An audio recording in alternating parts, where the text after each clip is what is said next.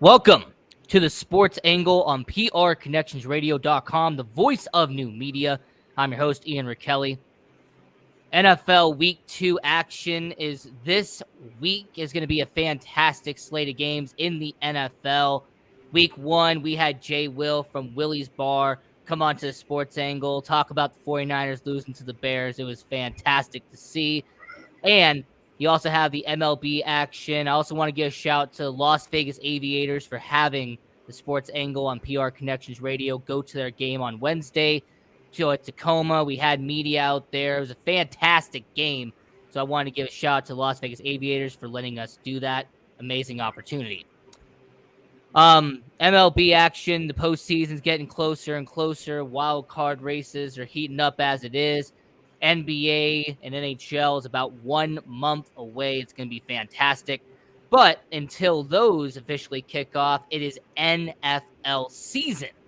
And with us being in the sports book capital of the world, the sports entertainment capital of the world, Las Vegas, Nevada, I had to bring in somebody who's very knowledgeable, someone who knows the game, and that is someone who's been on this show before. King Czar, welcome back. How's it going, my friend? Appreciate it. Yeah, it's been a while. This was before the I was on what post Rocco. So but yeah, man, I'm glad to be back, man. So let's make it happen. So NFL Week 2, we saw the Chiefs versus Chargers. Well, some of us saw it if you were on Amazon Prime or if you went to a sports book because they had it on every single site. But the one observation I noticed about the Chargers versus Chiefs is that this Chargers defense, right? They spent all this money. They trade for Khalil Mack. They bring in J.C. Jackson. Derwin James becomes one of the highest paid safeties. Right. And yet they couldn't get Mahomes. They couldn't bring him down. They couldn't get much pressure. So, Czar, let me ask you and everyone watching around the world, what happened to LA's defense? I mean, this is supposed to be one of the best defenses heading into the regular season. This offseason, they were being hyped as a top 5 defense. Right. So what happened? 2 words. Ready? Patrick Mahomes. I've been saying all along. So here, this is the narrative this offseason. You just mentioned what the Chargers did. The Raiders did the same thing. They went and got Chandler Jones. They had Crosby. They had bookends. This is all because of Patrick Mahomes. You got pass rushers on both sides of the game. They even obviously brought in Devontae Adams to match them in scoring. Denver, we know what. I don't think I got to say what they did. They traded a house. They're a quarterback away, right? Yeah, I took out a second mortgage. Yeah. Quarterback away. So with all that happening, all I'm hearing, Kansas City and last. Kansas City and last. I'm like, you do know Kansas City still has the best player in the NFL. His name is Patrick Mahomes. So, I personally, and it's on record because, I do my shows, Kansas City, I have them in the Super Bowl again. This was before the season started, so obviously we're early, but they look wonderful right now, and I'm sticking with it. I never jumped off that train. So my thing is this. Kansas City, if you remember when the draft was at the previous one, and I still don't get why Baltimore, who's probably one of the smartest organizations in football, especially when it comes to drafting players and things like that, they traded their best lineman to the Chiefs. They did get a first-round pick, but Kansas City is like this. Bring all the pass rushers you want. We're protecting Mahomes. We got a line. We don't have a hell of a defense, but we're going to put up 30 a game. And we're going to make you, if you're going to get to Patrick Mahomes, you're going to have some really good pass rushers. They're going to get Orlando Brown, as you were talking about. There you go. So my thing is that their formula was, hey, we're going to block. This guy can get out the pocket. As you saw the first touchdown on Thursday night when he was running around. That's what he does. He's like a young Aaron Rodgers, a young Brett Favre, young John Elway is who he reminds me of. And lo and behold, that's just what it is. It's not easy to take that man down, in my opinion, because of their line, because of his playmaking ability. And that's just what I think happened on Thursday night. And one idea that really has been debunked 2 weeks in is that this idea that, all he had was Kelsey. But that was the argument this offseason, is that all he's going to have is Kelsey. They're going to triple team Kelsey because that's where he's going to go. Right. But yet Patrick Mahomes has had 5 touchdown passes to 5 different wide receivers. He's Right. pretty much killed that notion 2 Right. weeks in. I mean, I think that's really the most impressive part, that Mahomes is going to Watson, he's going to Schuster, he's going to Hardman, like, he's Hardman. going to all these different receivers. Clyde Edwards-Helaire. Yeah. Right. So it's not just the Travis Kelce show. No. And I tell people when Tyreek got traded, and that was another reason, not only with the division getting better, they losing, the man. And again, I'm just, when I'm high on someone, that's just how I look at it. To me, there's a few quarterbacks in this league that since I've been watching. Brett Favre, Aaron Rodgers, Mahomes, Tom Brady, that makes receivers. They don't need it. Now, don't get me wrong. Like when Tom Brady got Randy Moss, it's record breaking then, same with Peyton Manning. But those guys don't need a number one receiver. Those guys are talented enough where the next man up, I'm going to get you the ball. So in my opinion, when he left, I don't think they missed a beat personally, because, they brought in Schuster, like you said, they drafted. I love Sky, who they got, I believe was it the second round or end of the first round? It was in day 2. Yeah. Yeah, second round, I believe then. And like I said, but it's just more so Patrick Holmes don't depend on nobody, in my opinion. So that didn't now I'm not knocking Tyreek Hill. Great pickup for Miami if they can get him the ball, But I just think Kansas City, Aaron Rodgers, like with Devontae, I know they had a lousy game 1, but I think Aaron Rodgers is going to be just fine as well without Devontae. So we'll see. We'll see what happens there. Yeah, we'll see what happens there. Discussing NFL Week 2 here on the Sports Angle on PR Connections Radio, the voice of new media. I'm your host, Ian Kelly. We're here with King Czar. So getting into the NFL Week 2 action, going into the matchups here, and we're going to present to you the odds brought to you by FanDuel. I'm a huge fan of FanDuel myself. I know Caesars has the best sports book here in Vegas, but FanDuel, they are my preferred preference. So since this show is based in Las Vegas, Nevada, we got to kick it off with the Arizona Cardinals and the Las Vegas Raiders.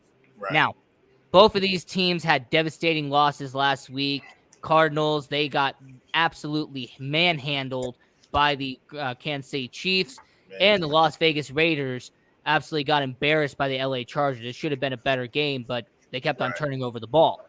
So for all people out here in Las Vegas who do watch this show, the Raiders right now, brought to you by FanDuel, is a 5.5-point favorite. It's going to be at Allegiant Stadium right down the road. So, King Czar, I'm going to have you start out. Who do you have winning this matchup? The Raiders 5.5 favorite here in Las Vegas. Yeah, this is a tough one for me. I'm in another league where we do our picks and so forth. I went back and forth on this. Arizona had a terrible game 1. They usually start strong during the Kyler Murray era. The Raiders had a tough game with the Chargers, kind of a revenge game from the last game of the regular season when the Chargers got knocked out of the playoffs. But whoever loses this game is 0-2. It's not a big hole, but it's a hole, nevertheless, in 2 of the harder divisions, My gut says to go with Arizona on the road. It's not a huge travel. I think it's a later game, not an early game. And I think it's going to be a shootout. And I think, Kyler Murray will beat David Carr. I think this time, they actually did come on in the second half and put on some points against Kansas City. But I think that they'll go into, Las Vegas, and I think Kyler Murray will pull this one out. Now, for all of my Las Vegas followers out here, I'm going to make you smile from ear to ear, because I do have the Las Vegas Raiders at 5.5. I do have them winning their first game of 2022, winning the first game at home at Allegiant Stadium, one of the nice stadiums in the NFL, by the way. If anyone wants to go take a tour of Allegiant Stadium, it's fantastic. One of them, not better than Dallas's, but it's one of them. I said one of them for a reason. Now, when it comes to this game, I don't trust Arizona. I said that they were going to fall off this offseason. Having Kyler Murray have a video game contract, a film contract, it really shows you the lack of confidence they have in Kyler Murray to focus on himself, to focus when it's not the team forcing him to do it. And when you're a quarterback who's getting paid hundreds of millions of dollars, that's something I don't want to see. And when you watched last week, you could tell in the first half, Kyler Murray wasn't reading the correct reads correctly. Kansas City took advantage of certain opportunities that Kyler Murray gave to them. So I think with Oakland, they're going to go up against Arizona. It's a completely different beast than what LA was. So with it being 5.5, I think this could be a touchdown game. Whoever scores the last touchdown is going to win. I say Las Vegas, probably to Devontae Adams because they targeted him 17 times last week. So give me Las Vegas. Give me the 5.5. I will take Las Vegas on this matchup. Okay. Now, continuing down the line, I have my lock of the week. Now, I know there's a show that me and you have in common called the Buck Flair Show, where he does his lock of the week as well, and I try not to stomp on anybody's toes. Now, last week, my lock of the week was Kansas City at 5.5. I was like, oh, they are going to blow out Arizona, and I absolutely called it. My lock of the week is this next matchup, and that is the Atlanta Falcons going to LA to SoFi Stadium. Right now, the Rams, according to FanDuel, is a 9.5-point favorite. My lock of the week is I'm taking the Falcons plus 9.5. I could see this easily being a touchdown game, maybe being a field goal game. I do not see this being a blowout at all between the LA Rams and the Atlanta Falcons. So I'm taking the Falcons, my lock of the week, plus 9.5. Czar, who do you got? So you take your lock is whip points. As with points, that's what we do here. Okay, gotcha. Well, I got the Rams. This is the easy as far as winning. I mean, the Rams are going to win the game. Yeah. It's just too big of a spread for me. Yeah, it's just way too. big. They got embarrassed at home by Buffalo. Atlanta blew a game last week, but it's the Atlanta Falcons. LA is going to have a much better game this time. Stafford, I think Allen Robinson, your ex-receiver, actually has a big game this week, and 9.5. Well, they cut. I think they. Man, we're gonna revisit this. I think they're gonna cover. I think the Rams cover. Okay, we'll see what happens the Rams there. Cover. Yeah. But with SoFi Stadium, it'll be interesting to see. There'll be 95% Rams fans, unlike the Chargers, who only have 10 people show up to their games. The Rams, they got about 20,000, about 25,000. Especially if they won a Super Bowl. Plus, they just won a Super Bowl, so all the bandwagon fans have shown up out of nowhere. So far, we've talked about Arizona versus Las Vegas. We talked about Atlanta versus LA. Now we're going to go down to the south. We're going to get on our nice Boeing jet. We're going to fly all the way down to Baltimore, and we're going to talk about the Miami versus Baltimore game. You have Tua. You have Lamar Jackson. Right now, the Ravens, according to FanDuel, are a 3.5-point favorite. So, Czar, who do you have win this matchup? Do you trust Lamar Jackson based off of his beast of a performance last week for only 4 touchdowns against the Jets? Or do you look at Tua and what they did with the New England Patriots in week 1 and go with them? I got 3 words for you. Lamar, Lamar, Lamar. Of course, man, I'm going with Lamar, man, all day. Now, this is going to be a much better game. The Jets, we're talking about the Jets. I like Miami. Miami has a really solid D. This is going to be a defensive game. So, no, Lamar is not going to, do what he did last week. But I think, what's the spread? You said 3.5? 3.5. I actually think Baltimore wins by a field goal. I think Lamar sets up the GOAT kicker, whose name is Justin Tucker. It's going to be a grind-out game. I think Tua's going to have some issues. It's going to be one of those back and forths. I'm thinking 20-17, Baltimore. But like I said, I do think Justin Tucker is the difference. Baltimore is healthy. The defense is back from last year. A lot of people were hurt, and I do expect a big year from them this year. And like I said, Miami, I like Miami. Oh, if only Tua. Man, Miami got a good team. They got a good team. Baltimore by 3, though. Hey, you think Miami's going to let go of Tua after this year? Like, if they finish around 500, let's see what he does. It is about wins and losses, but it's really more about him and his progression. He's got so much talent. The dump offs? That's cool. When you play, I think New England's going to be trash. So, they dumped it to Waddle. He took it to the house. They dumped it to Tyreek. That ain't going to work every game. Tyreek is a deep threat. You're going to have to get him the ball deep. So, my thing is, if they don't make that connection on a consistent basis, then I do think they will go elsewhere. Now, if they win 12, 11 games and Tua's, the old school West Coast dink and dunk, and it works, then they may keep him. Because, we Alex Smithish or – who I don't even want to go Trent Dilferish because that's too much disrespect. That's giving him too much credit, right. But Alex Smith, I think, is the perfect example. And, Rich Gannon even to an extent, but Rich Gannon would throw the ball down the field occasionally as well. Yeah. So he's going to have to make that occasional deep ball. If he has that, I think the short passing game, he's smart, he's talented. He just got to get that deep ball, occasionally. I think he'd be all right. But I'm just not. Don't put my quote on it. I'm with it. I don't know. Well, now for the record, I do have Miami plus 3.5. Very similar to what you're saying with it being 3.5. This could easily be a field goal game, and I win anyway. Right. So I'm going to go with Miami with the plus 3.5. But I do have an idea for you. I do have a scenario for you, and I want everyone around the world to react to this as well. Not only do I think Tua is going to be gone after this year, I think I can tell you who his replacement is going to be. Lamar? I think his replacement is going to be the guy that Baltimore hasn't paid, and that is Lamar Jackson. Hey. To me, it'd be a typical Miami move to go out and get the flashy quarterback and bring him over to Miami. Yeah, I've been hearing some rumblings. Again, I think they're going to pay him one, but if they don't, I've been hearing Detroit as well. Detroit makes sense as well, and we'll definitely talk about that. I know you would hate that. Playing them twice a year. As long as he doesn't go to Green Bay to be Rodgers' successor, that's all I care about. That ain't happening. Too much money tied up. But yeah, Lamar to Miami 2023. I'm going to start that right away. So right.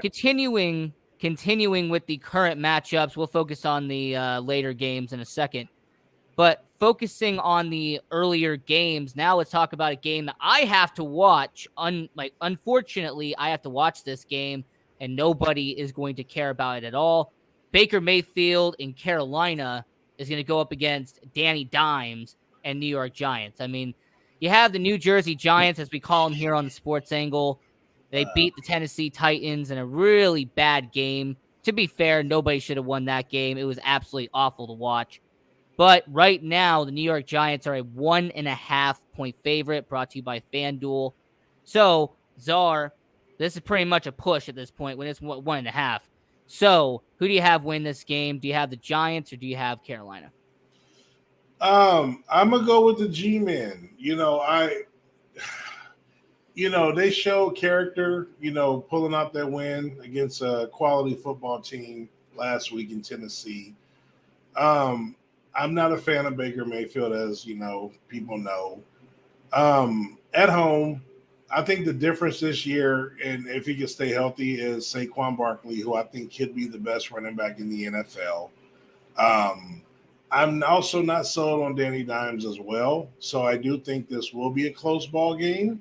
You said the spread? It's 1.5. Oh, wow. Now, the Giants cover that. I'm going to go another big game from Saquon, 100-plus yards rushing, not total, rushing, with probably a touchdown as well. I'm going G-Men. They cover. I'm not going to be a blowout, but they cover 1.5, no problem. So I'm actually going to go with Carolina at plus 1.5. Wow.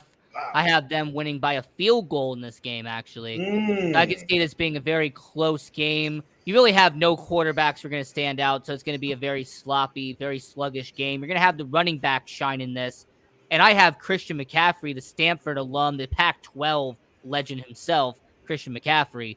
And I have him having a total of 100 yards. So receiving and rushing, I have Christian McCaffrey breaking 100 there. So he's going to have a great game for Carolina. So they will win this game. I'm going to take Carolina plus 1.5. Okay. Looking back at the 2018-2019 NFL draft, man, those quarterbacks classes, if it wasn't for Josh Allen and Lamar Jackson, you can make a valid argument that those two draft classes have been pure garbage. in terms of quarterbacks. Right. I agree with that. R.I.P. to Dwayne Haskins, but like I said, hasn't been much in terms of that draft class. No, that's it. You said it. You hit the ball, and I was again speaking of Lamar. I thought he should have been. I know how it works, but I thought now obviously you can argue Josh Allen, but I was saying he was the best player in the draft, best quarterback. Well, actually, I've made the argument that it's actually Lamar. To me, Lamar Jackson has been the best quarterback coming out. Right. No, I agree with that, but I'm saying you can't argue Josh Allen, but that's it. You can't argue nobody else. No, I'm with you though. I'm Lamar. He got an MVP under his belt already. Yeah. He has way less to work with than Josh Allen has had. So no, I agree. But Josh Allen is a really good quarterback as well. Even though as we're talking about NFL Week 2 here on the Sports Angle on PR Connections Radio, I'm your host Ian Rakelli. We're here with King Czar, breaking down the NFL Week 2 picks. Now, this one's going to be close to home, and that is going to be the Sunday Night Football game. We're going to keep the Monday Night Football games for last, and that is going to be the Chicago Bears and the Green Bay Packers. You have the little bro taking on the big bro for this matchup. And oddly enough, the 1-0 Chicago Bears taking on the 0-1 Green Bay Packers. I haven't been able to say that in a long time. But Packers are a 9.5-point favorite. Czar, is it going to be the typical same song and dance, or hey, maybe there might be a little bit of magic on Sunday? I own you. I own you. Who's that? Words of who? Oh, Aaron Rodgers. Yeah. Right. I think he said his name was Daddy or something like that. It will be the same song, different day. Green Bay got blown out last year, game 1. Everybody panicked. More because of the soap opera. It wasn't as much soap opera this off season where he got paid. It was, but kudos to the Bears for winning that weather was crazy. But nah, man, it's Aaron Rodgers, man, against the Bears. The type of game it's going to be. I mean, obviously in Green Bay right now, I don't think it's too bad of weather. I just think again after the clunker against Minnesota, which I call because he doesn't win in Minnesota. There's just some places you don't win. There's just some teams you don't beat, and the Bears don't beat Aaron Rodgers. So I got the Pack definitely 9.5. I think they cover. And as much as I want to bring back a popular segment here on the Sports Angle where a Bears fan just tells you the reasons why the Bears are going to win on Sunday, well, for this episode, I will not be doing that. I will not be bringing back a popular segment where I break down why the Bears and the 5 reasons why they'll beat the Packers on Sunday because the Packers are going to win. I'll take the 9.5. I can see this being a 2-touchdown game, especially with them being in Lambeau. Yeah, forget about it. It's going to be the Green Bay Packers beating the Chicago Bears for about the 38th time in a row out there in Green Bay. Right. But now let's flip the script for a second and let's focus on your Dallas Cowboys.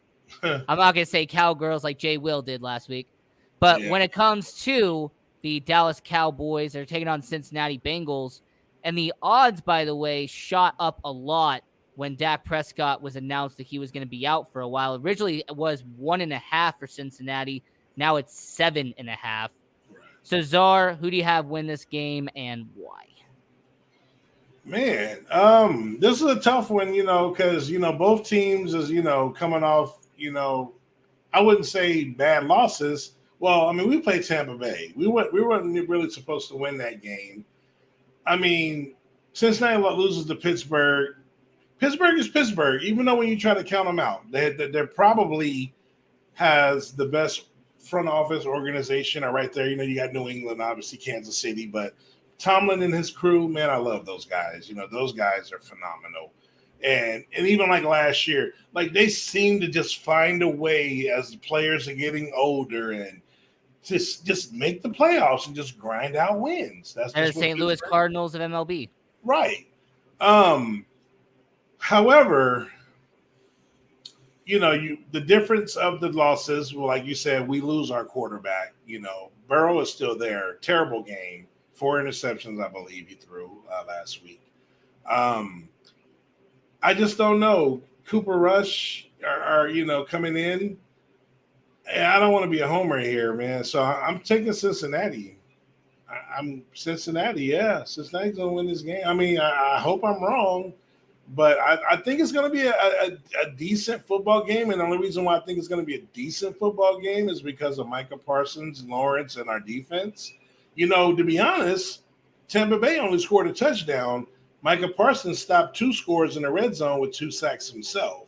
So if we could have mustered up anything on offense, like it was 19-3, it wasn't like they kicked their butts. We played well on defense.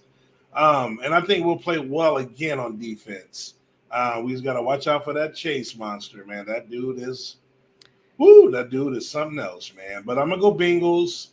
McPherson, who had a phenomenal rookie year, had a bad week one, the kicker. He had a great year as a rookie. But I think this is probably a 3-point game as well, this time from them.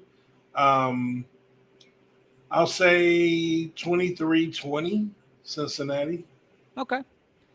So here's the thing. I'm going to go with Cincinnati. I'm going to take the 7.5, mainly because you have Cooper Rush as your quarterback now. Right. I don't like the potential of Cooper Rush. If I'm the Dallas Cowboys, I would go and call up a bunch of quarterbacks that are not on rosters right now and give them a tryout, see how they can perform. Because Cooper Rush, to me, he is not going to be the guy that's going to lead you. And I understand that people are saying that he'll come back in 4 weeks. Well, the original diagnosis was 6 to 8 weeks. Right. Jerry Jones said it could be as soon as 4 weeks. So understand the Dallas Cowboys, I would bring in a veteran quarterback, someone who is a free agent, and have them play for the next 2 weeks when Cooper Kupp fails. Because I really don't believe that Cooper Rush is the future gunslinger for the Dallas Cowboys. So I'll take Cincinnati 7.5, and we also will continue this conversation later in the show. Although last year in his only start in Minnesota on Monday night, 303 TDs. Just throwing it out there. So we're going to transition over from the South, from Texas, and we're going to go to Cleveland. We're going to go to Ohio. So you have the New Jersey Jets taking on the Cleveland Browns right now. And the Cleveland Browns are a 6.5-point favorite, brought to you by FanDuel. And with the Cleveland Browns being 6.5, I mean, hey, they had that impressive victory last week against their former quarterback, Baker Mayfield. 1-0 to start out the season. Are they going to go 2-0, Czar? Or are the New York Jets going to pick up their first win with elite quarterback Joe Flacco? Nah, dude. I like what the Jets are doing, but I'm telling you, man, the quarterback, man, that's a killer. Their situation right now is horrific, dude. And Cleveland pretty much the same, although Brissett is reliable, at times, and he's a veteran. He's been around. I would probably go home team here. So I'm going Cleveland, but I'm going Cleveland to get a little more deeper. I'm going with Myles Garrett. I think Myles Garrett has a huge game. I'm calling 3 sacks at least for Myles Garrett this Sunday. And I think 2 terrible offenses, the Cleveland defense will be. I mean, the Jets got a solid defense as well, but like I said, I trust Brissett more than I trust Flacco at this point. But Myles Garrett, I think he has a monster game. He's the most valuable player of this game. So 3-point game. 3-point game again. 3-point 17. Nah, you know what? 19-16. Alrighty, you were talking about Myles Garrett, by the way. With TJ Watt being out, he's going to be out for a couple weeks. Does that open the window for Myles Garrett to be Defensive Player of the Year? No. I think you're forgetting someone I just brought up earlier. And, I don't. It doesn't ring any bells. And I'm not a homer on this one. Micah Parsons is getting that award this year, man. Okay. He should have got last year. I'm going to keep my he would have got last year. He was a rookie. They don't give it to rookies. Lawrence Taylor is the only rookie. I think that was crap. He takes it. Myles Garrett is probably number 2, though. You're right there, 100%. Hey, we'll see what happens. We'll definitely see what happens at the end of the season. Of course, I always make fun of my awards predictions at the end of the season, so that'll be fun to make fun of. But continuing with our NFL odds for the Week 2 of 2022 NFL season here on the Sports Angle on PR Connections Radio. I'm your host, Ian Kelly. We're here with King Czar. And a team that disappointed in week one, taking on a team that tied in week one. We have the Houston Texans taking on the Denver Broncos. And, the Denver Broncos, 9.5-point favorite. They're playing in Denver. Now, I'm going to go to Czar before I give my angle on this, but, I'm not a fan of this game. The fact that Denver is a 9.5-point favorite, considering what we just witnessed against Seattle, yeah, not a fan of this matchup. Right. Yeah, I actually, it's funny enough, you wouldn't think about it, but I actually thought about it, and I thought about Houston, coming off a really good performance in a tie. No one saw that coming. A lot of people had the coaches a lock. But, what happened on, Monday night, terrible return home, it just was an all-around bad game for the new coach over there in Denver. I think they come out this week and let the guns blazing. I think Russ has a big game. I think Javonte Williams has a big game. I like David Mills over there. I like Lovie Smith, your ex-coach. I think Denver wins by 10. They just cover. I think I'm looking 30-20. Broncos, Russell Wilson, big game. Now, because of what we saw on Monday is why I am very confident that Houston will be plus 9.5. Denver could win by a touchdown. They could win by a field goal. But I don't see this being a blowout. Because normally when it's 9.5, that means that you're winning by 2 scores. Right. So I'm not seeing this being a 2-score game. I don't see it being a 2-touchdown game. So give me the Houston Texans plus 9.5. And I also won't be surprised if the Denver Broncos start 0-2 on the year. And the fact and Nathaniel Hackett has his seat already burning up as it speaks. Right. Now, if anybody watched this show during the summer, you will know that I wasn't a fan of Nathaniel Hackett. I thought that he was going to be a terrible choice for the Denver Broncos. I thought maybe Russell Wilson might carry that team, in this season. Well, we'll have to wait and see. Right. So moving over to the Motor City, going to Ford Field out there in Detroit, you have the Washington Commanders, the Washington Politically Correct, as we call them here on the show, taking on the Detroit Lions. The Lions are a 1.5-point favorite. So Washington had a win last week. Detroit had a very tough loss, a very gritty loss against Philadelphia. So who do you have win this matchup, Czar? Are you going to go with Detroit or are you going to go with Washington? Well, Washington, they didn't really play a formidable opponent. I do think Jacksonville will improve this year. It's going to take a little bit of time. Wentz had a great game. I don't buy it. I do love my Dotson, my Penn State guy, the rookie that they have. Detroit, showed character by coming back, against a very good Eagles team. I'm going home team. I'm going Detroit. I just, they looked like they're buying into Campbell. They look like they're playing for him. And like I said, being that they didn't give up when they were really getting roasted, last Sunday, that showed a lot to me. I think Swift is going to play this week as well. But if not, Jamal Williams is more than a capable backup running back. So I'm going to go Detroit. You said 1.5. They cover. Detroit cover. I'll probably have Detroit. They'll probably win by 4. I'm looking at like a 27-23.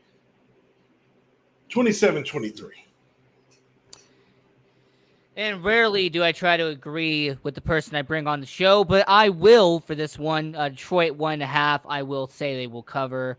Give me Detroit in this game. They will be 1-1 on the year.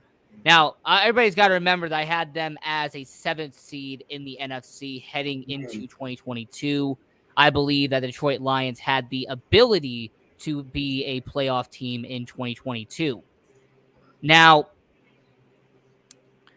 this next matchup is actually a team you just mentioned only a few seconds ago, and that is the Jacksonville Jaguars. They're going to be at home taking on the Indianapolis Colts.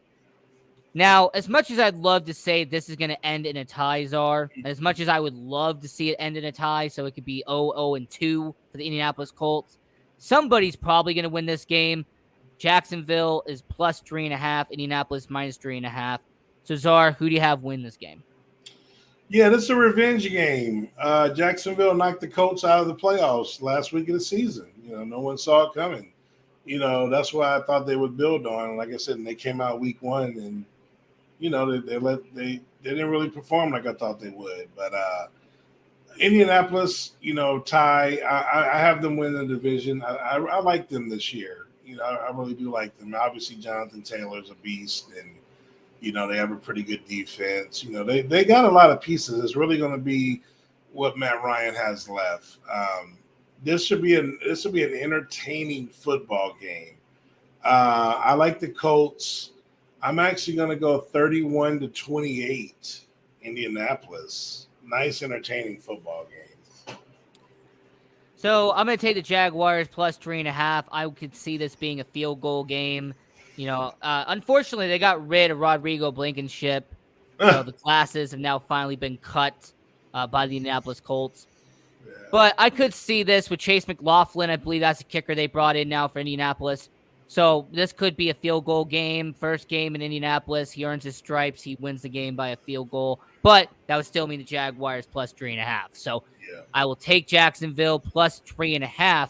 And then we have about 5 games left. We have 3 left in the regulars, and then we have the 2 Monday night games. So, Czar, we both know fans from both of these teams. Okay, we know people like Sharon Mullen. We know people like Dallas Oliver. They're passionate. They're passionate about their teams. Right. Pittsburgh, they beat Cincinnati in really a weird game. I mean, they're pretty much almost a tie 2.0. Yeah. And then you had New England, who got the brakes beaten off of them by Miami in Miami. So you have the New England Patriots, Pittsburgh Steelers. Mac Jones just been cleared to practice. So Patriots 2.5-point favorite in this matchup. So Czar, who you got in this game? You're going to go with New England. You're going to go with Pittsburgh. So this is my lock of the week. Believe it or not. Pittsburgh is going to stomp these boys. I don't care. I am not a believer in Mac Jones. I've said it time and time again. Kraft mac and cheese, you're not a fan? New England's about to fall flat. The Jets, I'm sticking to what I said. I got them in last place. Yeah, okay, they may again beat the Jets. I don't know, man, about those teams. Pittsburgh lock. I'm going – New England's got a sound defense. That's going to keep them in some of these games. But I don't see them going to Pittsburgh and winning at all. I'm going to go 23-13 Pittsburgh. But it's even a 10-point game. It's not going to be in question, though. They're going to be in control from the start. Just that New England's got a defense that'll kind of keep them in it. But mac and cheese won't produce anything. You were talking about Cougar Hunter, Zach Wilson, the New York Jets. You're talking about Kraft Mac and Cheese Jones out there in New England. But you said that's your lock of the week. Lock of the week. Well, I got bolt cutters. And I'm going to break your lock because I have New England. I'm actually taking them minus 2.5. Okay. The main reason why I'm taking this matchup is because of not Mac Jones, but because of what they have in the running game. I like what New England has when it comes to running the ball, when it comes to ground and pound. Good luck running on Pittsburgh. They don't have TJ Watt now. In fact, I think they have 2 players also injured on that defense. So it's not going to be more in the passing as it was last year. Better pass rusher than run stopper, but I hear you. So considering all that, I'm going to go with New England. I'm going to take 2.5 on this matchup. And on Sunday, because I know that we are on that live stream that we do with Dennis, I'm definitely going to have a fun time watching that lock. And like I said, I got bolt cutters right here. Now I'm just going to break that lock. So. Yeah, I feel good about this one, man. But then again, last week was terrible. But anyway. Yeah. Hey, last week, 9-6-1 on the sports angles end. Now, when it comes to the New Orleans game against Tampa Bay looked pretty good against Dallas. Like, again, they won 19-3.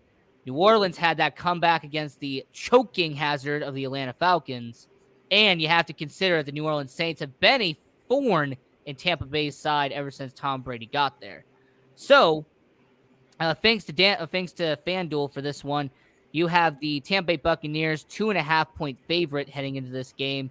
So, you have Jameis Winston, you have Tom Brady. Czar, who are you trusting to win this game? Oh man, Tom Brady. It's a regular season. New Orleans all day. He can't beat New Orleans. Playoffs. He got them. Regular season. It's in New Orleans. That's my team. That's to win the division. Winston bounce back player this year. Mike Thomas. No rust whatsoever. After almost shout out to 2 Jarvis years Landry off. as well, by the way. Right, but Michael Thomas though was amazing. Yeah, dude. And like I said, man, yeah, they beat us last week. Tom Brady wasn't impressive last week to me. And at some point, I think he gets that Drew Brees effect where he can't throw the ball down the field. He's 45. Father Time has to show up. He showed up on Drew Brees in the middle of the season. I think it's going to happen here. I think New Orleans defense, which failed them last week, the offense brought them back and along with Atlanta choking. I think they play a much better game. They just get up for Tom Brady. Lattimore and them boys, they get up for Tom Brady. I like this game. I like a close game.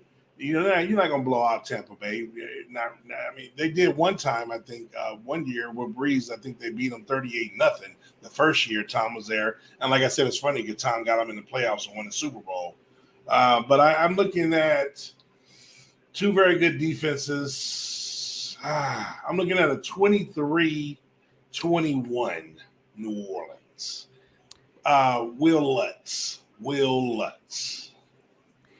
So with Tampa Bay and with Tampa Bay, you got Tom Brady out there. With all of the controversy and speculation about him and Giselle, I've told somebody this. I forget what show it was on. Maybe it was the show you do with Joshua Bailey out there. Stay tuned. But when you're having problems at home, that's either going to make you the most motivated quarterback or it's going to make you the most distracted quarterback. Right. There's no medium. So with New Orleans, I'm going to take them -2.5. I do agree that Tom Brady is going to take a step back this year. Last year towards the back end of 2021, we did see some form of regression from Tom Brady. He was still great, but we started to see some form of regression. Right. So I'm taking New Orleans. Jameis Winston finally gets his revenge on Tampa Bay. Last 2 seasons, he really hasn't been given the opportunity to really make a full-blown statement against his former team. He will this year. Jameis Winston, comeback player of the year in 2022. So give me New Orleans Saints. Give me -2.5 on this game. And we have 3 games left for the NFL Week 2 picks here on the Sports Angle on PR Connections Radio. I'm your host, Ian Rakelli. We're here at King Czar.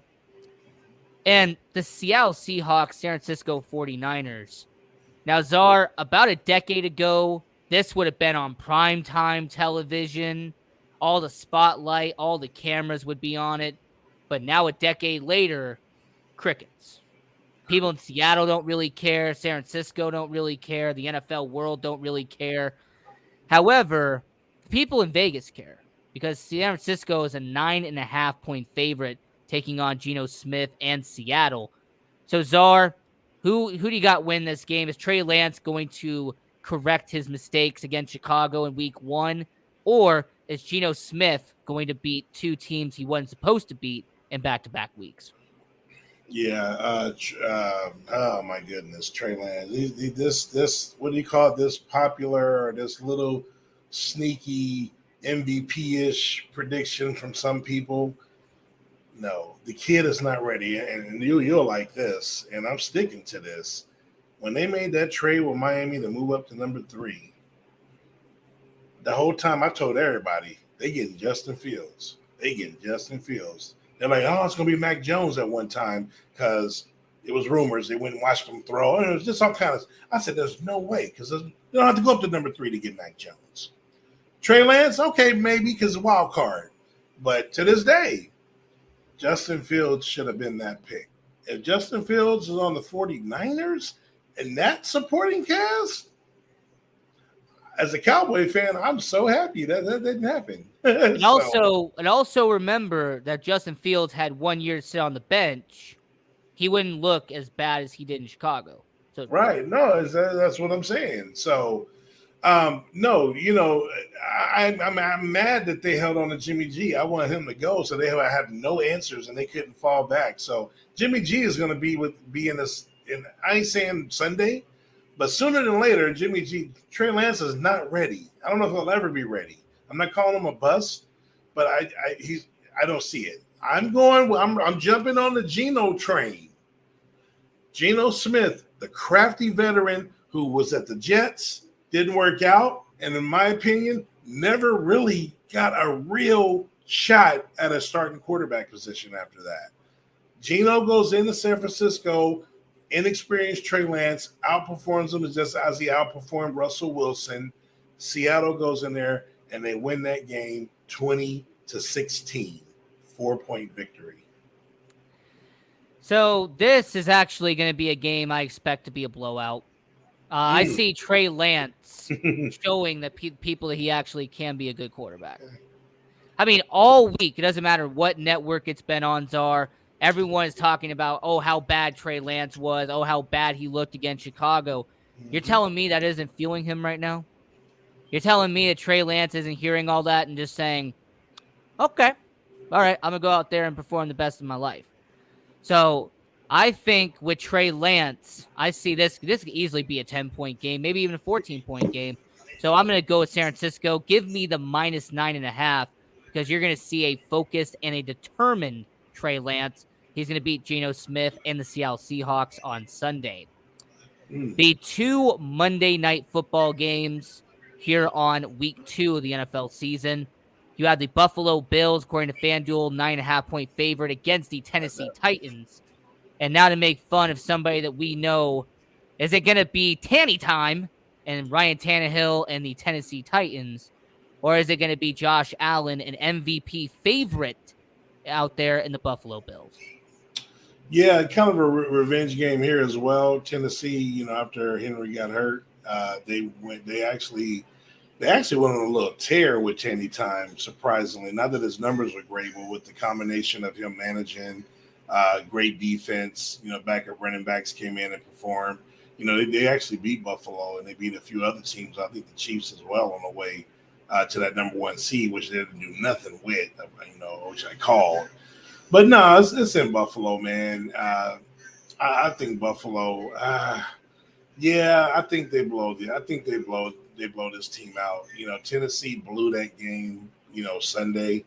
They start out 0-2. I don't think Derrick Henry. I think Derrick Henry. I think he slightly declines this year.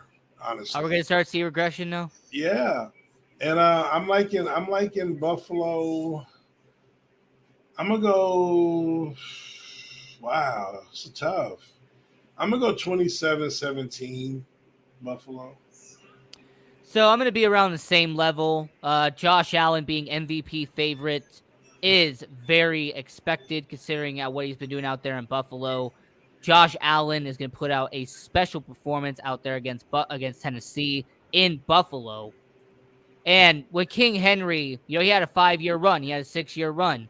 Well, eventually we've seen with running backs, Adrian Peterson, LaDainian Tomlinson, all the modern running backs, it seems like after they hit that year 26, year 27, that's when their stats start going downhill. So with Derrick Henry officially entering year 27, I think that Derrick Henry is going to see that regression, see that decline in his game. So Buffalo, -9.5, I'm going to take them. And then the last game of the Week 2 NFL season, you have the Minnesota Vikings and the Philadelphia Eagles. Philadelphia Eagles, brought to you by FanDuel, -2.5-point favorite in this matchup. Dennis Holmes, I know that his team out there with Ignorant Thinkers, they won against Detroit last week, and Minnesota beat Green Bay in Week 1. So, Czar, you have 2 really good teams that got out of the gate really strong. You have the gritty king out there in Justin Jefferson, who I think is going to be Offensive Player of the Year, in my opinion. And you had the Philadelphia Eagles with Jalen Hurts, who I will admit did throw some nice passes against Detroit last week. So who do you have? Yeah, man, this is a really good game. This is gonna be nasty. Justin Jefferson, who probably should have been a Philadelphia Eagle. I think he's gonna have another point to prove. The fact that they didn't picked another receiver, Rager, who is now a Minnesota Viking. I wouldn't be surprised if Rager has a little revenge game. But I'm actually going. I'm going Minnesota right now, where the weather is not too terrible for a dome team. I think Cousins outduels, Hurts. I think Jefferson again another big game. I know Slay is a really good corner, but just the way Minnesota plays football, it just seems like that dude is always open. No matter what, you can game plan for him. The dude is incredible. I didn't even mention Dalvin Cook. I like Minnesota to go in there, and I think they're the underdogs, right? Minnesota is plus 2.5. Yeah, I think they go in there, and I actually 2.5. Yeah, I think they won by 1 point. I'm gonna go. I'm gonna go 24-23. Now I'm gonna say his name, and his name is Jake Elliott, Mm. the guy who has been phenomenal for Philadelphia since his rookie season. Yeah. Philadelphia Eagles, Jalen Hurts. Now, I am not completely sold on him, Czar, but he has impressed me over the last year and a half. I don't think he's going to be a bust like I originally believed he was going to be. However, I don't see him being a superstar. I still am firm on that. I don't think he's going to be a superstar quarterback. I think he's going to be a franchise quarterback at best. But I will give credit where credit is due. Jalen Hurts has impressed me. He's been able to have more of a deep range. There were some passes he made to A.J. Brown last week that really was on the money, right in the basket. So I will say, give me the minus 2.5. This could be a field goal game out there in Philadelphia. So I will take Jalen Hurts, A.J. Brown, Jake Elliott. Give me Philadelphia Eagles minus 2.5. So that was our NFL Week 2 picks here on the Sports Angle on PR Connections Radio, the voice of new media. I'm your host, Ian Kelly. We're here with King Czar. So, we have a little bit of time left here on the show. So I'm going to kind of ask you some rapid fire questions, really break down week 1 and kind of preview week 2. And we have to start with your Dallas Cowboys. All right. It would not be fair if I didn't go to your Dallas Cowboys. I brought you on the show.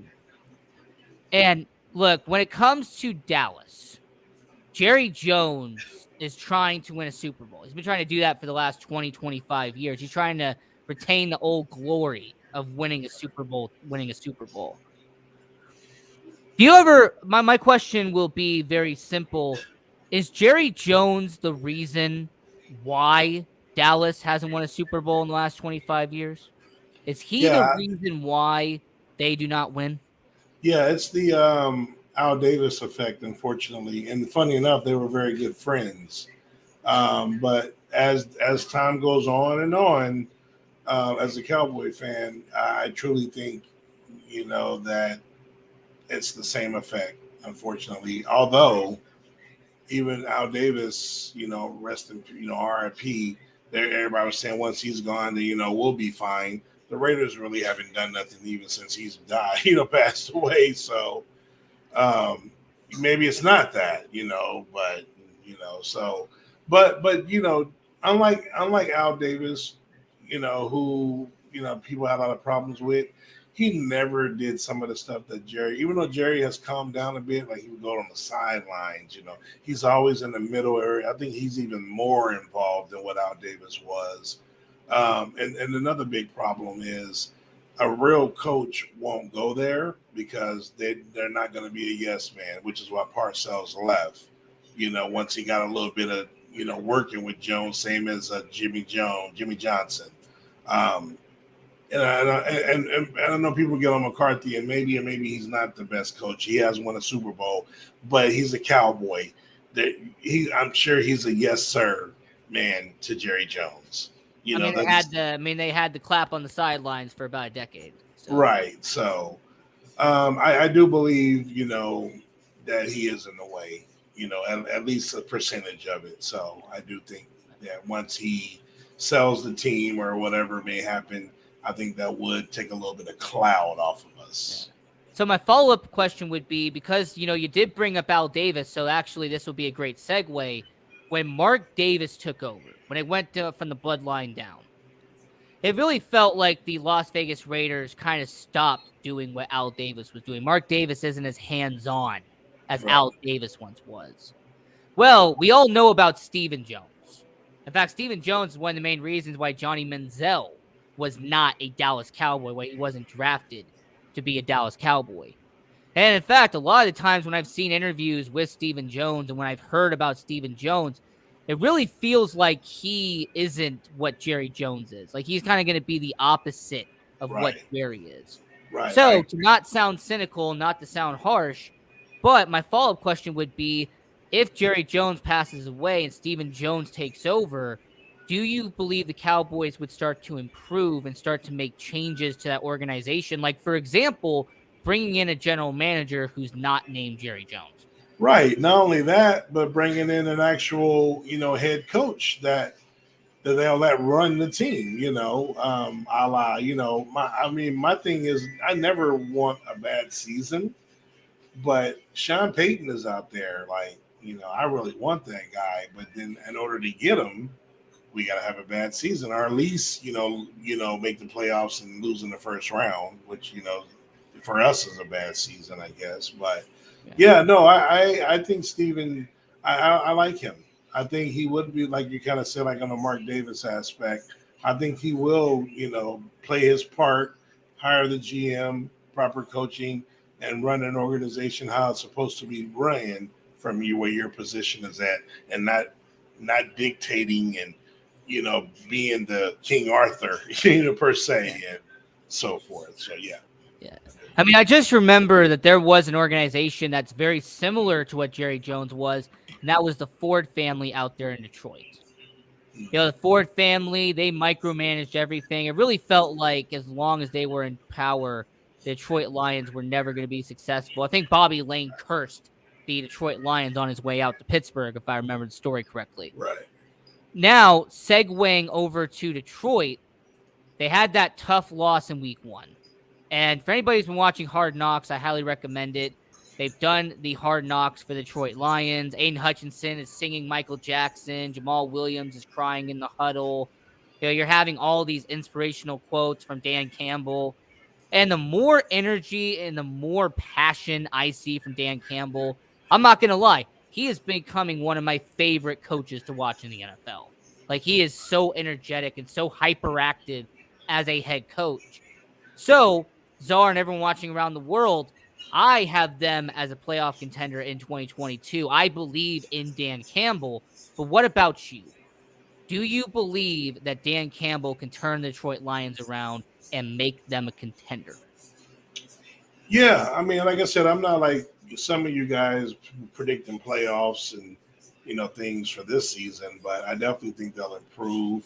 I still haven't finished. Well, I haven't finished in third this year.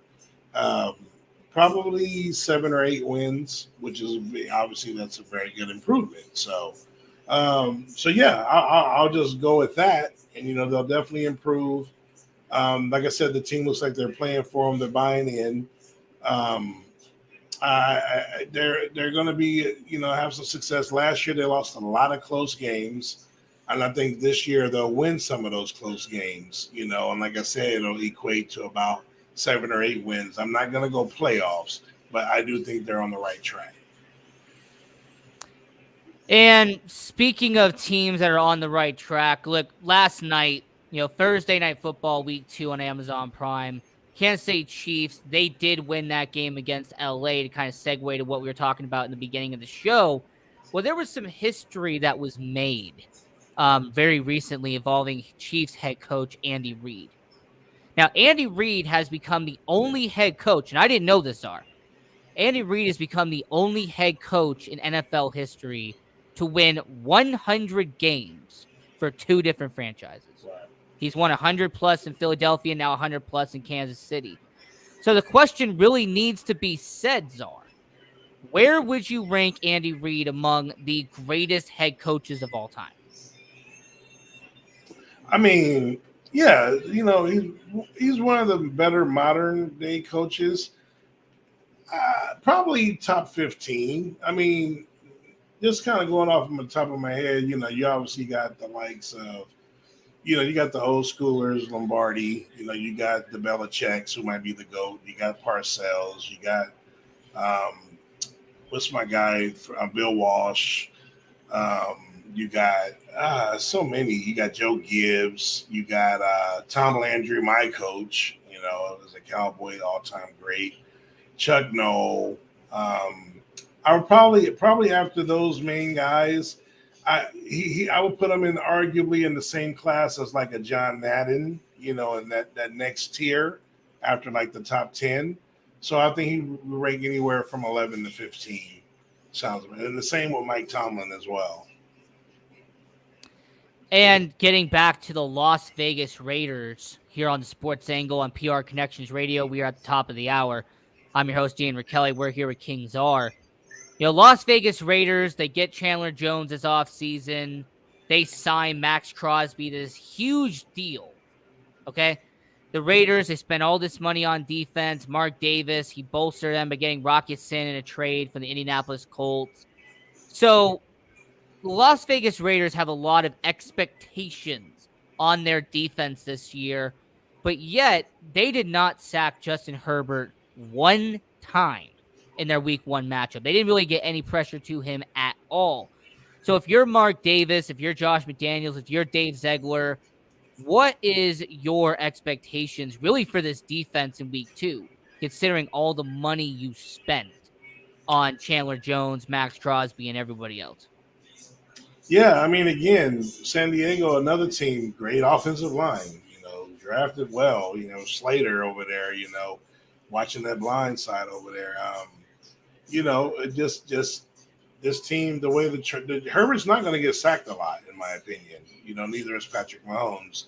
Now, it's a long season. There might be games here and there when it does happen, but those teams are really, at the front, their front five, that's pretty damn good. So I think, them not getting any pressure or any sacks, I wouldn't necessarily say an aberration, because Max Crosby is the real deal. Chandler Jones, in my opinion, I like him. I was more so bigger on the Khalil Mack teaming with Bosa. Chandler Jones, I think he has a little bit left in the tank, but not. He's trending downward. Like, you know what I mean? Like, he's still going to perform. He should have a solid season. But I think Khalil Mack for San Diego, I can still call him San Diego, but for the LA Chargers, I think he's going to have a heck of a season as far as a free agent pickup. But Max Crosby, I think he will still be a double-digit sack guy. Chandler Jones, he may not be worth the money they paid for him. And we'll have to wait and see on that. And that is our NFL part of the show. So, we have about a half hour left here, Czar. So what we're going to do is we're going to transition to Major League Baseball. I know off air we were talking about, we're talking about your Mets. You were talking about all these different things. But something I really wanted to know from you is that when it comes to the New York Mets right now, they are the second odds-on favorite to come out of the National League.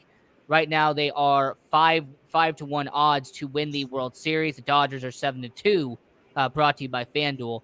But Czar, when it comes to your New York Mets, what do you see for them heading into the playoffs?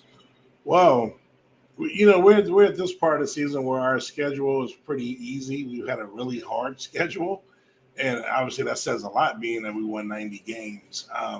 Although we did just get swept for the first time this year by the Chicago Cubs.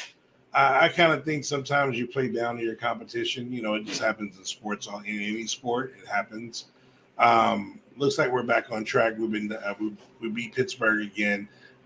Well, my concern was, looking at the bigger picture and as far as heading into the playoffs, obviously we need Scherzer healthy, but if everything is good, I'm going to go in this way. I'm DeGrom, Scherzer, Bassett. I'd put that 3 up against anybody. What I've been worried about, because sometimes, series go 7 games, Carrasco and Walker, and I love those two. And they just had back-to-back dominating performances. Yes, it was the Pirates, but hey, you got to go up there and pitch. These still hitters up there they ain't got nothing to lose. The Cubs just swept us. They ain't got nothing to lose. So, kind Carrasco had a hell of a performance on, they had the Clemente day yesterday, which was a Roberto Clemente, props to that. And like I said, Walker dealt today. So my thing is, if we're healthy, Sterling Marte's out. We need to get him back. We've been predominantly healthy for most of the season, knock on wood. We need to get our rookie back, but Beatty. But, as long as Escobar and Jeremy is there to play third, I'm not really too worried about Beatty. I like our chances. I will say this, and I'm going to give respect. The Atlanta Braves, this is my opinion. I know you got the Dodgers.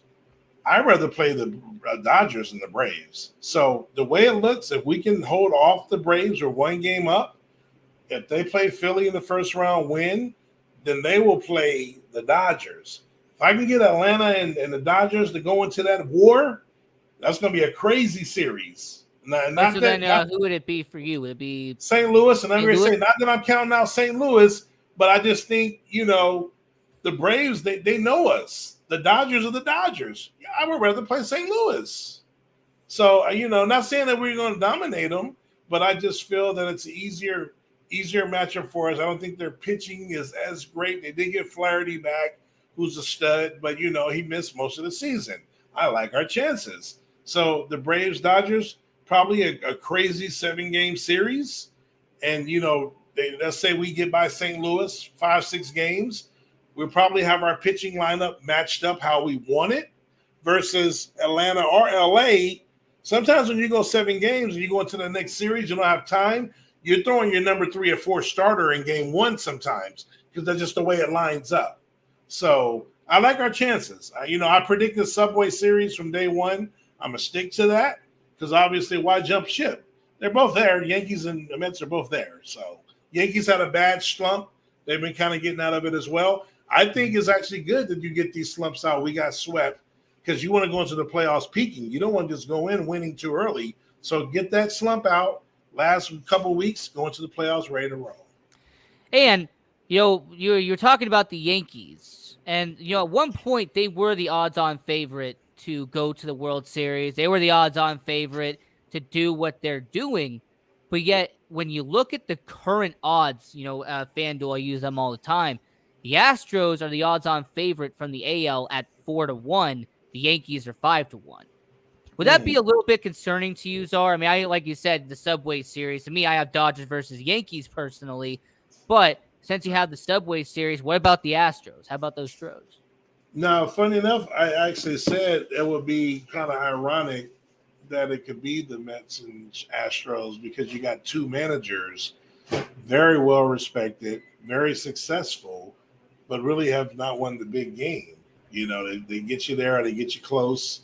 So if it's Showalter versus Baker, something would have to give. You know what I mean? So that would be pretty cool. So it's definitely a strong possibility. Absolutely. Astros got a hell of a team, and they actually got a really underrated pitching staff. Now Verlander, who I think he came back today. I don't know what he did Verlander, today. he's back. Yeah. So, you got, again, when you go into the playoffs, man, if you got a strong 3 up front, you got really good chances. It's different. You don't use 5. You usually use 3, maybe 4, depending on the days off and how the series goes. But, the Houston, they got a nice set there as well. So. And talking about MLB here on the Sports Angle on PR Connections Radio, I'm your host, Ian Kelly. We're here with King Czar. And sticking with the Yankees and really the Mets in a roundabout way, we all know about Aaron Judge. All right, he is 4 away from 61, 5 away from 62. Now, people are focused on this upcoming offseason. And people are wondering, Czar, is he going to re-sign with the Yankees? Is he going to go over to Queens? Is he going to become a New York Met? Is he going to go to the West Coast and go to LA? Is he going to go back home? Is he going to become a San Francisco Giant? There's all of these different conversations involving Aaron Judge. Now, really for the last 4 or 5 months, I have been the crazy theorist saying that he's going to go to LA. That the Dodgers have all this money. Trey Turner's going to be off the books. There are going to be all these players off the books. They can go out and spend and get an Aaron Judge and team him up with Mookie Betts and make arguably one of the best outfields in all of baseball. But what about you, Czar? maybe him becoming a New York Met, maybe going out there to Queens and teaming up with Pete Alonso and teaming up with Francisco Lindor. Yeah, I don't know, man. I mean, yeah, he likes to spend, our people down in, what we call them, City Field, but Flushing, New York. We got DeGrom. We're gonna have to break the bank for DeGrom. Um, I haven't looked at the full list of who we need to pay that's on our roster. Obviously Lindor got his money. I know you have Bassett as well. I think he only had Yeah, 1 year on that deal. yeah. I don't think he'll be a Met. I would love to have him, but I just know how we are. Even with like the Soto, stakes, we feel, and I kind of like it. We get the stars we need, but we're kind of old school. We got a traditional leadoff hitter where other teams are having like Judge or Schwarber and these guys hitting leadoff. We have the on base guy killer and Nemo. Then we have the Marte. We have the number 3 hitter in Lindor. Then we got your slugger, Alonso. Like, we're old school with ours. Yeah. So I don't think even though he loves to spin, I think he'll spin the right way. And I just don't think, I think the Yankees will actually retain him. I can't see the Yankees letting them slip away. Yeah. And then before we get into like the MVP and Cy Young, we were talking about that, earlier in the show, earlier before we got on air. Albert Pujols right now is at 697. He's 3 away. And he's 4th place all time, past Alex Rodriguez. Czar, if Albert Pujols gets to 700, how big of a milestone is that going to be? The fact that, only 4 people of all time have ever done it. Oh, dude, it's incredible. Like, no one saw it. And it's funny because, he says even if he doesn't get it, he's not, coming back. But I think he will. I think he will get there. I think it's fascinating, especially because he has not been one of those connected, to the PEDs and, things of that nature. So it may be one of our rare legitimate 700 club. You know what I mean? So I think it's a feat in its own. And he's had a really good productive season, at his age. I don't know how many players his age have put up the numbers that he's put up this year. He could easily come back and play next year, but I get it. This is his farewell tour. I got things to do. So I think he's not going to be Bernie Mac, Mr. 3000. He ain't going to do that. That's my movie too, man. He ain't doing that. So there was nothing about steroids with our Pujols, but I don't know if you've heard about this idea, but there was this belief that he actually lied about his age so that way he could go into MLB. Like when he lied about his age, like he was 2 years older than what he was when he said he was. Right. So I don't know if that would be the same as steroids, but it is common for people who are from Cuba, Dominican Republic, and Puerto Rico for them to lie about their age. Bartolo Colon did it at one point as well. So, continue, diverging from that conversation. So the AL MVP, Aaron Judge, I know that's the guy you have. I know that the AL MVP, Aaron Judge, 57 home runs. But I'm going to make an argument here on the show.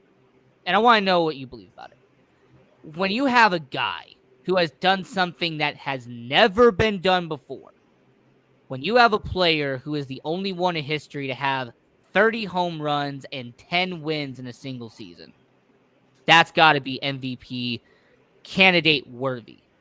Right. Having Shohei Ohtani doing what he's doing, yes, he won MVP last year, but if you actually see his stats are, his hitting and his pitching is actually a little bit better than it was last year when he won MVP. So I'm going to go with Shohei Ohtani, but you tell me with Aaron Judge, 57 home runs, I understand the argument, but if you're a voter, who are you going to go with? Yeah, no, I'm definitely going with Judge. And like I said, I'm one of those, I don't have a problem. Even with regular pitchers, we've seen DeGrom, Verlander, Younger. Also, with such a dominating year of pitching, also included in the MVP award, they say it's not fair because there's a Cy Young award for that. Yeah. But no, it's phenomenal. Obviously, this is like the likes of, Babe Ruth, way before our time. That he's able to be, and not only just to do both is one thing, but to do both well is what's amazing about it. But if it wasn't, let's say Judge had like 45 home, 40 home, just a good, it would be Otani. But what Judge is doing, like in my opinion, he's about to be the real record leader, in my opinion. And I think he will get that 61, which in a lot of people's opinions is the real record. So because of that, it'll trump, Otani from winning MVP. And shifting over to the NL side of it, people have talked about the St. Louis Cardinals and have talked about Paul Goldschmidt, and I give a lot of credit to Paul Goldschmidt. He has done phenomenal. But I think who's done a fantastic job out in LA and actually would be my vote for NL MVP would be Dodgers first baseman Freddie Freeman. I have been a big supporter in Freddie Freeman. I believe that what he has been doing in LA has been exceptional work. But yet again, because he went from Atlanta to LA, a lot of people have kind of put it under a microscope, have kind of put it under a scale. So, Czar, if you are a voter of the NL MVP, we have about 2 weeks left in the regular season, so it's of course good to do it now. Paul Goldschmidt, Freddie Freeman, who do you have for NL MVP? This is a wrap. I said we had this discussion. Let's go Schmidt all day. I don't know if he's going to get the Triple Crown. He's right there. Freeman's lacking in the home run and RBI department. Very good hitter, high average. Even though Goldschmidt has a higher average. You got to remember the Cardinals. They're not the Dodgers, but they're still going to win the division and make the playoffs. So Freeman doesn't even get an advantage there as far as on the successful part of it. You know what I mean? So. No, it's Freeman. That's a bigger lock than the Judge over Otani, in my opinion. That's Goldschmidt all day long. And then AL Cy Young, like I said, we have about 10 minutes left here on the show. So AL Cy Young, Justin Verlander under 2, but Dylan Cease, the former Chicago Cub, who by the way was gifted to Chicago White Sox, you welcome by the way, he has been putting up stellar numbers as well. I mean, He's been putting up dominating numbers. Right. So if you're a voter for the AL Cy Young, do you go with the guy who's 16-3 with an ERA under 2? Or do you go with a guy in Dylan Cease who's been striking out people left and right, has really been making an impact in Chicago as they're trying to make a playoff push? No, I'm still going Verlander. Actually, my guy was McClanahan, and he got hurt as well. He just came back, I think, yesterday or today. I had him second. I get the Cease, but for a while it was Verlander McClanahan. And, that guy is phenomenal. But no, Verlander at his age, this will probably be the last one that he'll win, but not overwhelmingly and not a lock, but I feel pretty good despite him, going on the injured list. Verlander takes it home. So Justin Verlander, beginning of the year, I had him as the AL Cy Young. A lot of people considered me crazy for having a guy who was in his late 30s become Cy Young. But sure enough, he has been just incredible for the Houston Astros. So AL Cy Young, we're going to agree on that. Now, NL Cy Young will be a little bit different. Now, I had Max Scherzer at the beginning. I'm kind of just reviewing what I had beginning of the year. I believe that Max Scherzer going over to the Mets was going to be a great move. But he keeps on getting injured, Czar. If he wasn't being injured, I believe he would be a Cy Young winner. He'd be a Cy Young candidate because he has been putting up stellar numbers. He just keeps on getting injured. So who would be your NL Cy Young Award winner for 2022? I mean, if I could vote, I would vote for DeGrom. I would just give it to the best pitcher. But unfortunately, you do got to have a certain amount to qualify, I believe. I'm going to stick with the guy who's kind of been the favorite all year, even though he's kind of came back down to earth. And to me, like I was looking at the numbers there, you got a lot of undercover type guys like Gonsolin. You got Urias from the Dodgers. You got, Burns, who won it last year. I'm going to stick with Alcantara, though. I still think he's had the best year with the Miami Marlins. I'm still going to go with him. Yeah, so Sandy from Miami, he has a big argument for winning AL Cy Young, NL Cy Young out there. And then Rookie of the Year, I feel like we could have a debate about it, but, Julio Rodriguez just got the biggest deal ever. So obviously he's definitely going to get that award. And then AL Rookie of the Year, that's for him. The NL Rookie of the Year, I mean, there's a guy out there in Atlanta named Michael Harris who's been doing fantastic for them. That's it? That's all you're saying? That's all I'm getting from Atlanta? That's it? Oh, that's it. Yeah. Oh, the NL. And I got him. I love Michael Harris. I hope he wins it. That's my choice. I'm with you. However, I'm a realist. Strider for the Atlanta Braves is a flat out beast. That's going to come down to the wire. It's only between Strider. That's crazy. That's why I said the Braves. Dude, they got 3 rookies. The other one just came up later, which is Grissom. He's another stud. Oh yeah, Grissom. Yeah, but he's not in the rookie race because he came up late.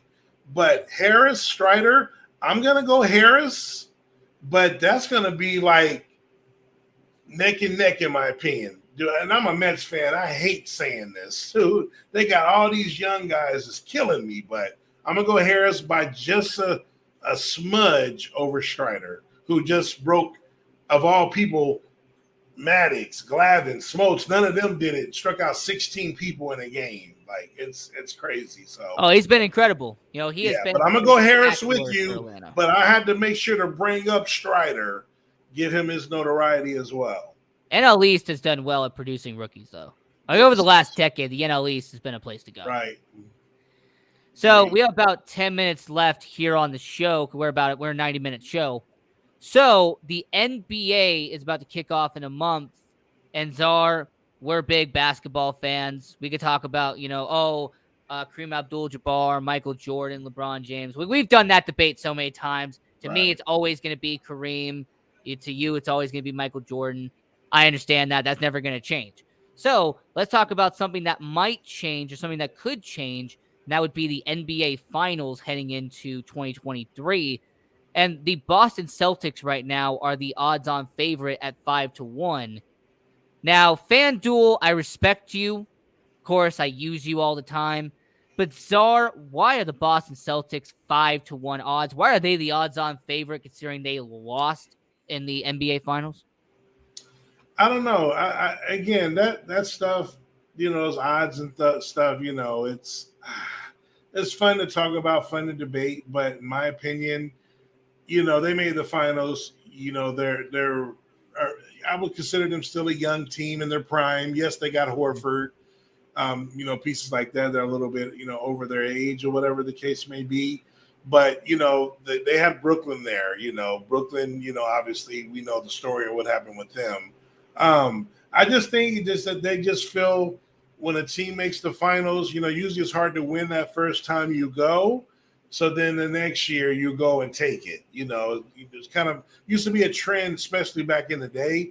Nowadays it's kind of, anything can go, especially with free agency and players teaming up. You can go from first to last and all this crazy stuff. But I just think it's because they actually made it there.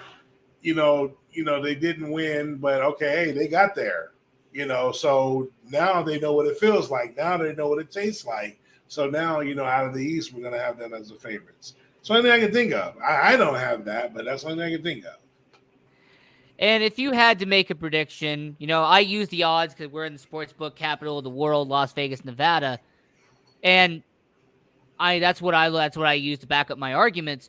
But just based off of what as a basketball fan, if you had to sit there, Czar, and say, you know what, preseason, 1 month away, this is who I have winning the NBA Finals, who would it be for you? So not 2 teams that are going to make it, who's actually going to win it? You know what? If you want to include both of them, you can. But, I was going to do NBA Finals. You know what, dude? I'm gonna go with these guys one more time. This is it, though. Brooklyn Nets. Okay. I feel Kevin Durant. They had a behind the door meeting with Nash. And the GM that he claimed it was either me or them scenario. I feel that they should have done that a long time ago. That's how you clear things up. You be grown men. You sit down and talk about it. If you can resolve it, cool. If you can't, then you can't. But it looks like they resolved it.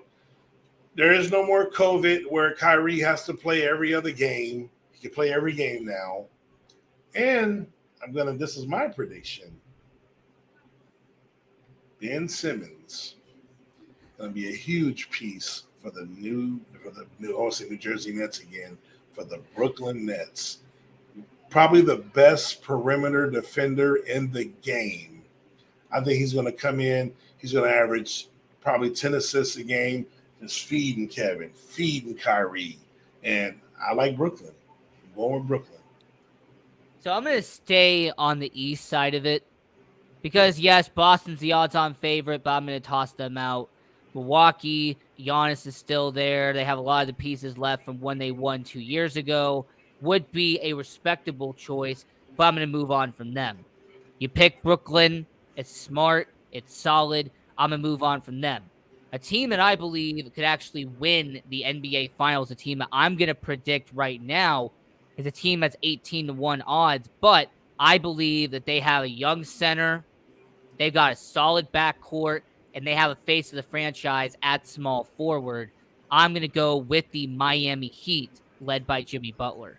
Look, to me, Eric Spoelstra gets the best out of his players.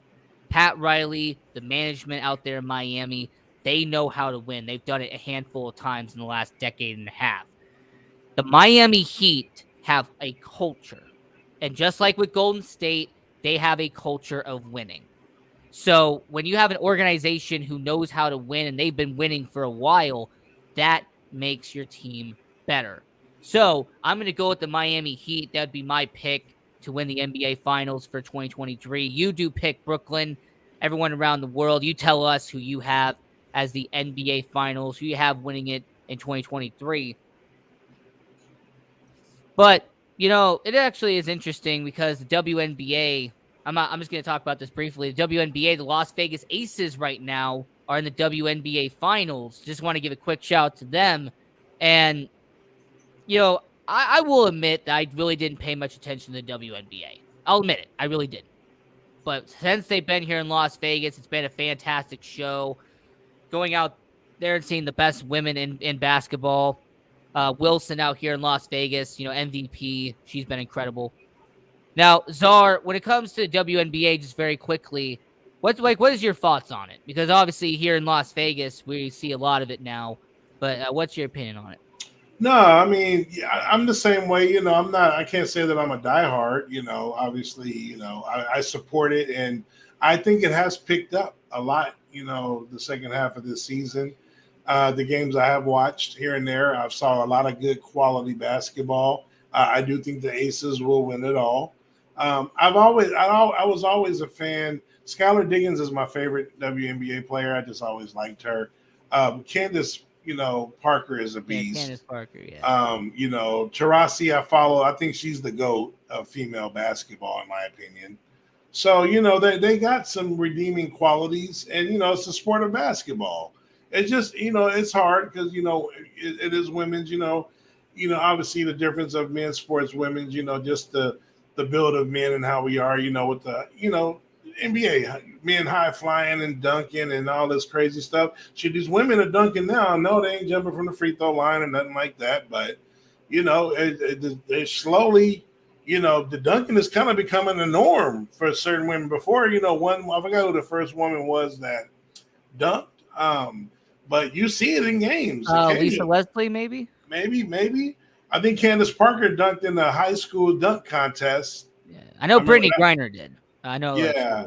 So, and like I said, it is a lot of quality basketball, but, and obviously it hasn't been around as long as, men's basketball. So that always, it's hard to build. You got to build up a culture, build up a fan base. But no, I support it. I hope it lasts. So we got about 2 minutes left here on the show. So Czar, tell everybody where they can find you, what projects you're working on. Let everybody know how they can find King Czar. Yeah, obviously, obviously, you'll see me on different platforms. My main, platforms that I work with a couple of podcasts. You got the Ignorant Thinkers podcast, and you got Stay Tuned Live. We have shows every Tuesday. It's a double header. From Ignorant Thinkers, we have Talk Your Ish Tuesdays at that's 5 p.m. Pacific, 8 p.m. Eastern, followed by Stay Tuned Live, which is, I believe that's 7 p.m. Pacific, and then that's 10 p.m. Eastern, getting these time zones down. We have the Buck Flair Show, which is now on Saturdays at 11 p.m. Eastern, 8 p.m. Pacific. So those are the three main shows that I'm on. You'll catch me occasionally, obviously, with Ian. And, we got some more shows in the works as well coming up, so stay tuned for that as well. Stay tuned. I'm surprised you didn't mention the King Czar show, which, by the way, that falls under. We got some shows in the works coming because we officially hasn't started yet. Yeah, already. And by the way, the boys. There you go. And also, I have to very quickly mention Entertainment Lane with Czar. That's actually one of the best segments. I appreciate it, man. A lot of people like that, especially the intro. I appreciate it. And this is the Sports Angle on PRConnectionsRadio.com. I also want to give a shout out to all the people that are on PR Connections Radio. Guy Dawson for setting everything up and doing what he does 7 days a week. Also to Aunt Shirley, to Sandra, to Brian Gardner, to all the people who put out fantastic content here on PR Connections Radio. Go to the website, PRConnectionsRadio.com, and go to all the social medias at PR Connections Radio. And if you want to show your support to the Sports Angle, go to our YouTube channel, hit the like button, turn on notification bell so you not miss any episode of the Sports Angle, and follow all our social medias at Sports Angle on PR, and follow your host at Ian Rakelli18. Hey, Czar, do you have any social media handles? I forget. Yeah, you can follow me on King Czar, one word, OG, all together as Facebook. Actually, King Czar, one word, no space OG, I believe is how it is. My Instagram, which is just Czar alone, the CZAR 92510 as well. And speaking of Instagram, you also have at Sports Angle on PR. So we got to have a fantastic episode 27 planned for you next week. We are here Friday night, 7 p.m. Pacific, 10 p.m. Eastern. And, until next time, be safe. Have a great one. Say great to your loved ones, with friends and family and everybody around the world. And until next time, have a good one and stay safe.